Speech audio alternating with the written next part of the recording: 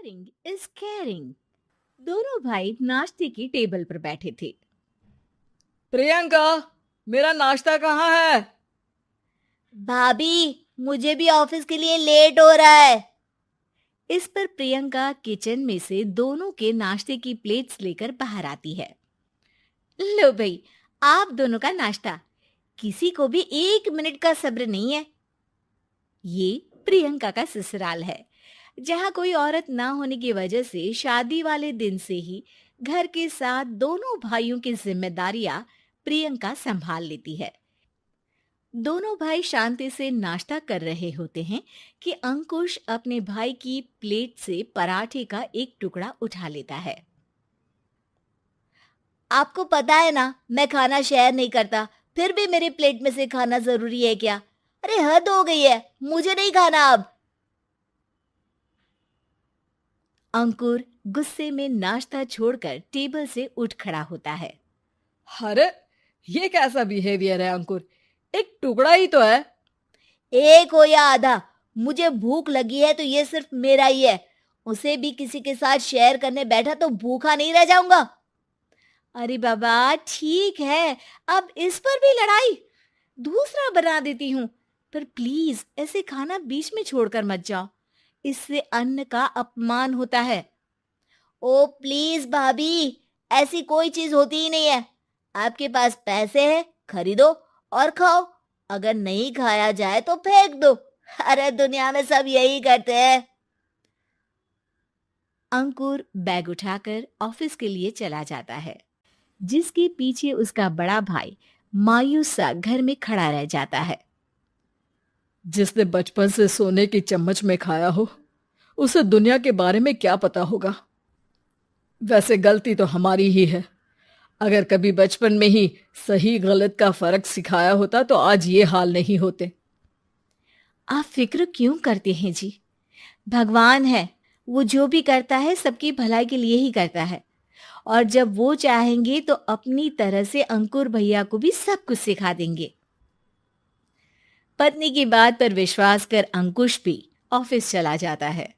सुबह से दोपहर होती है और अंकुर लंच करने ऑफिस के पास वाले रेस्टोरेंट में पहुंचता है, जहां वो एक साथ बहुत सारा खाना ऑर्डर कर देता है। सर, क्या कोई आपको ज्वाइन करने वाला है? नहीं तो क्यों? अब कुछ नहीं सर, ऐसे ही। वेटर चला जाता है और कुछ देर में अंकुर का ऑर्डर लेकर वापस आता है, जिस पर अंकुर सब डिशेस में से थोड़ा थोड़ा खाकर बाकी ऐसे ही छोड़कर बिल देकर चला जाता है। वाह भगवान तेरी माया, कहीं कोई एक एक टुकड़े के लिए तरसता रहता है और ये 5 लोगों का खाना ऑर्डर करके एक का भी पूरा नहीं खाते। पैसे वालों की माया। वेटर टेबल साफ कर बचा हुआ सारा खाना लेकर रेस्टोरेंट के पीछे घूम रहे बच्चों के पास पहुंच जाता है, जिसे देख बच्चों के चेहरे खिल उठते हैं। वाह, आज इतना सारा खाना आया। थैंक यू भैया, भगवान आपको खाने की फैक्ट्री बना दे। अगर ये फैक्ट्री मेरी होती तो तुम लोगों को कभी किसी का झूठा बचा हुआ खाना नहीं खाना पड़ता। चलो तुम लोग खाओ, पर ध्यान रखो किसी को पता ना चले, नहीं तो मेरी नौकरी चली जाएगी। इसी के साथ दिन बीतता है और रात को दोनों भाई एक साथ घर पहुंचते हैं। कुछ देर में सब डिनर करने बैठते हैं, जहां अंकुश अंकुर को समझाने की कोशिश करता है।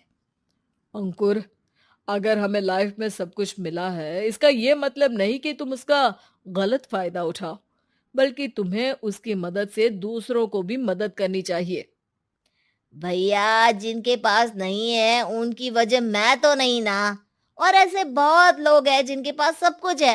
इसलिए अगर मैं एक इंसान कुछ नहीं करूंगा तो कोई फर्क नहीं पड़ने वाला। तुम्हारे भैया बस एक चीज समझाना चाहते हैं कि जिस चीज की हमारे पास कमी नहीं है, उसे बर्बाद करने से अच्छा है कि लोगों के साथ शेयर करें। इससे हम सिर्फ सामान नहीं, खुशियां भी बांटते हैं और इसमें तुम्हारा ज्यादा कुछ तो जाएगा नहीं। भैया भाभी की बात सुन अंकुर कुछ बोले बिना उठकर चला जाता है। इसी तरह दिन बीतते रहते हैं। जिसमें अंकुश और प्रियंका कोशिश तो बहुत करते हैं, पर अंकुर पर किसी भी चीज का कोई असर नहीं पड़ता। एक दोपहर अंकुर सैंडविच खाते हुए सड़क के किनारे चल रहा होता है। तभी उसकी नजर आइसक्रीम वाले पर पड़ती है और वो सैंडविच सड़क किनारे फेंक आइसक्रीम खरीदने पहुंच जाता है। अब इसे कहते हैं जिंदगी का सुख। जैसे ही अंकुर आइसक्रीम लेकर पीछे मुड़ता है तो एक आदमी को सड़क से वही सैंडविच उठाते हुए देखता है। वो आदमी बहुत कमजोर, गरीब, जैसे बहुत दिनों से खाना ना खाया हो वैसा लग रहा था। अंकुर उसके पास जाकर खड़ा हो जाता है। उसे देखकर आदमी सैंडविच अंकुर की तरफ कर देता है। आपको भी खाना है क्या?